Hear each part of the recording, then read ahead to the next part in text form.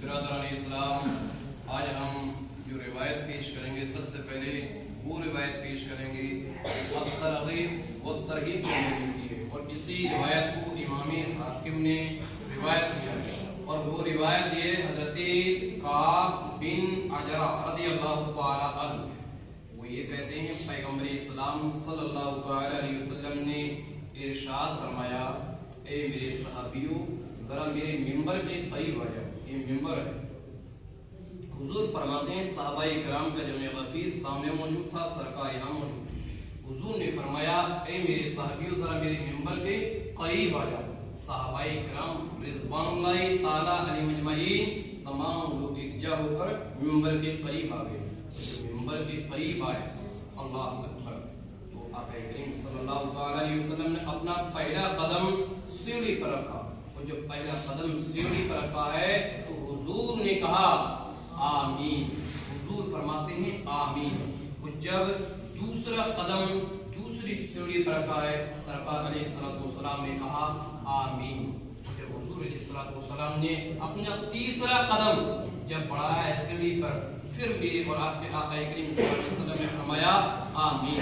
عزیزان محترم، جب یہ معاملہ پیش آ گیا تو اس کے بعد صحابہ کرام رضوان اللہ تعالی علیہم اجمعین نے عرض کیا کہ فدا کا ابی و امی، یعنی یا رسول اللہ علیہ الصلوۃ والسلام، ہمارے ماں باپ آپ پر قربان، لیکن اے اللہ کے نبی آج جو معاملہ پیش آیا ہے، آج جو معاملہ ہم نے آپ سے سنا ہے، لیکن یا رسول اللہ اس سے پہلے ہم نے کبھی نہیں سنا تھا، اس کے اندر کیا حکمت ہے، اس کے اندر راز کیا ہے، اس کے اندر کون سی حکمت پوشیدہ ہے؟ اللہ کے نبی صلی اللہ علیہ وسلم نے فرمایا، اے میرے صحابیوں اگر اس کے اندر حکمت جاننا چاہتے ہو تو لو جان لو، سن لو۔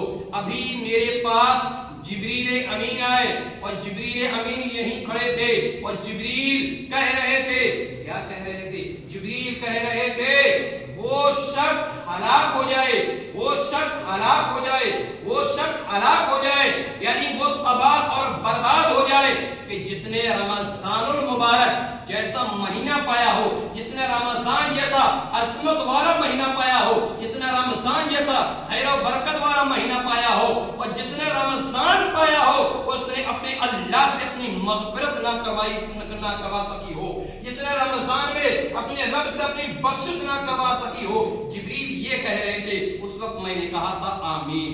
عزیزان محترم، عزیزان محترم، دوسری بات صحابہ کرام نے پھر عرض کیا، یا رسول اللہ جو دوسرا قدم رکھا اس کا کیا معاملہ ہے؟ میرے اور آپ کے آقا کریم صلی اللہ علیہ وسلم نے فرمایا، جو میں نے قدم رکھا تھا اس کی وجہ یہ تھی کہ جبریل یہ کہہ رہے تھے، یا رسول اللہ علیہ الصلوۃ والسلام جب آپ کا نام لیا جائے، جب آپ کا نام کوئی سنے اور درود آپ پر نہ بھیجے، یا رسول اللہ وہ بھی ہلاک ہو جائے۔ جب میں نے کہا تھا آمین۔ عزیزان محترم، اور جب تیسرے زینے پر جب قدم رکھا ہے تو اس کے بارے میں بھی صحابہ کرام نے پوچھا، اب نبی پاک صلی اللہ علیہ وسلم نے ارشاد فرمایا کہ جبریل یہ کہہ رہے تھے کہ جس کے ماں باپ ہوں، جس کے ماں باپ ہوں یا دونوں میں سے ایک ہو، اور بڑھاپے میں ان کی خدمت کر کے اگر کوئی جنت نہ پا سکے تو یا رسول اللہ وہ بھی ہلاک ہو جائے۔ سرکار فرماتے ہیں آمین۔ عزیزان محترم، تین جملے ہیں،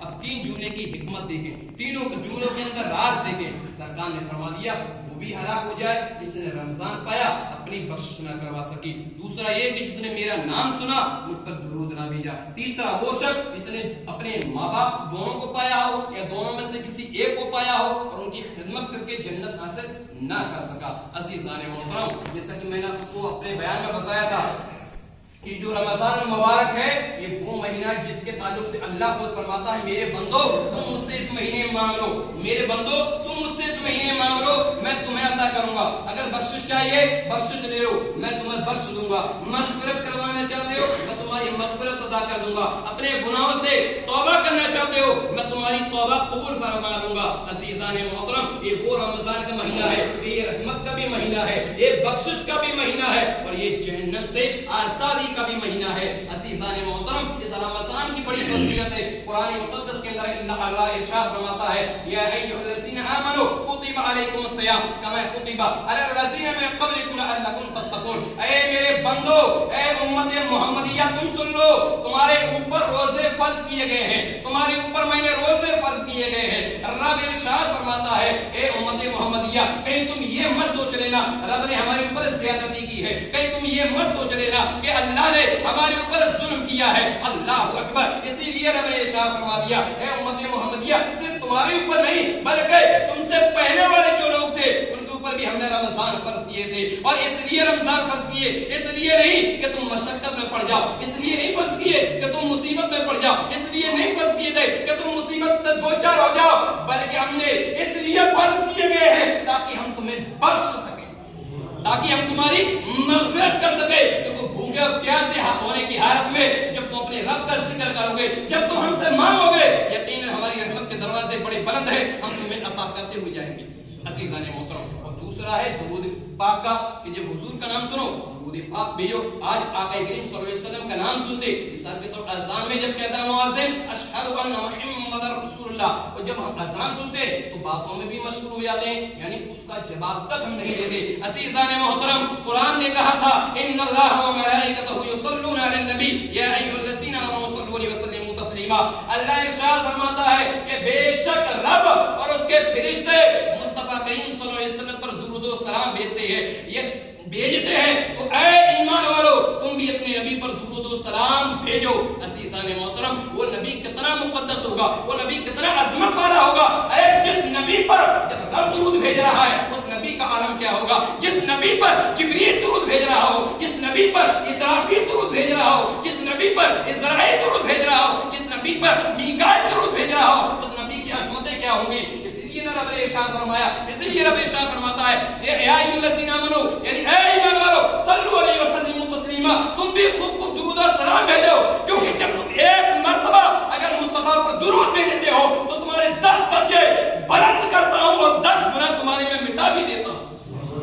درود تم بھیجو گے درجے تمہارے بلند ہوں گے، درود تم بھیجو گے گناہ تمہارے مٹیں گے. عزیزان محترم، اور تیسرا جو تھا وہ تھا والدین کا معاملہ کہ اپنے ماں باپ کے ساتھ حسن سلوک سے پیش آؤ، اپنے ماں باپ کے ساتھ بدسلوکی مت کرو، ان کی نافرمانی مت کرو. یاد رکھ انسان، قرآن نے کہا تھا وبالوالدین احسانا، اپنے ماں باپ کے ساتھ حسن سلوک سے پیش آؤ، اپنے ماں باپ کی عزت کرو.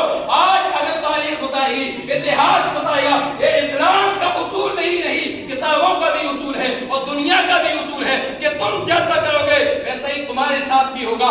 آج اگر تو نے اپنے ماں باپ کی فرما برداری کر لی، آج اگر تو نے اپنے ماں باپ کا کہنا مان لیا، آج اگر تو نے ان کی عظمتوں کو پہچان لیا، آج اگر تو نے ان کی خدمت کر لی، کب تیرے بھی اولاد ہوگی جو تیری بھی خدمت کرے گی، جو تیری بھی خدمت کرے گی، جو تیری بھی سیوا کرے گی. لیکن آج اگر تو نے اپنے ماں باپ کو پریشان کیا، آج تو نے اگر ان کی نافرمانی کی، آج اگر تو نے ان کے ساتھ بدسلوکی کی، تو یاد رکھ لیکن تیری بھی اولاد ہوگی جو تیرے بھی ساتھ بدسلوکی کرے گی، تیری بھی اولاد ہوگی جو تیری بھی نافرمانی کرے گی. عزیزان محترم، یہ دنیا وہ ہے کہ جیسی کرنی ویسی بھرنی. آپ اپنی ماں باپ کے ساتھ اچھا کرو گے پھر آپ کی آنے والی نسل بھی آپ کے ساتھ اچھا کرے گی. عزیزان محترم، یہ 3 راز اس کے اندر چھپے ہوئے تھے. اللہ کے بارگاہ میں دعا ہے رب تعالیٰ ہم تمام باتوں پر عمل کرنے کی توفیق عطا